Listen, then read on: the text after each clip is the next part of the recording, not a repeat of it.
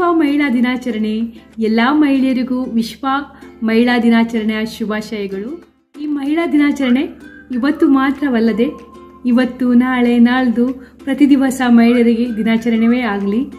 ನಾವು ಈ ಥರದ ಮಹಿಳೆ ಆಗೋಣ. ಜಗತ್ತಿಗೆ ಅದು ವಕ್ರವಾಗಿದೆ ಅಂತ ಹೇಳದೆ ಇನ್ನೊಬ್ಬ ಮಹಿಳೆಯ ಕಿರೀಟವನ್ನು ಸರಿಪಡಿಸುವ ಮಹಿಳೆ ಆಗೋಣ. ಮಹಿಳಾ ದಿನಾಚರಣೆ ದಿವಸ ಸಾಧನೆ ಮಾಡಿದ ಮಹಿಳೆಯರಿಗೆ ವೇದಿಕೆಗೆ ಕರೆದು ಸನ್ಮಾನ ಮಾಡ್ತಾರೆ, ಗೌರವಿಸ್ತಾರೆ. ನಮ್ಮ ಮನೆಯಲ್ಲಿರುವ ಮಹಿಳೆಯರಿಗೆ ಗೌರವಿಸೋಣ. ಯಾಕಂದರೆ ನಮ್ಮ ಮನೆಯಲ್ಲಿ ಮನೆ ಕೆಲಸ, ಹೌಸ್ ವೈಫ್, ಹೋಮ್ ಮೇಕರ್ ಇರ್ತಾರೆ. ಎಲ್ಲ ಮನೆಯ ಕೆಲಸವನ್ನು ಅವರು ಮಾಡ್ತಾರೆ. ಅವರನ್ನು ಯಾರು ಹೊಗಳುವುದಿಲ್ಲ. ಯಾಕಂದರೆ ಏನಿದೆ, ಮನೆ ಕೆಲಸ ಅಲ್ಲ, ಅದರಲ್ಲಿ ಎಂತ ಇದೆ ಅಂತ ಹೇಳ್ತಾರೆ.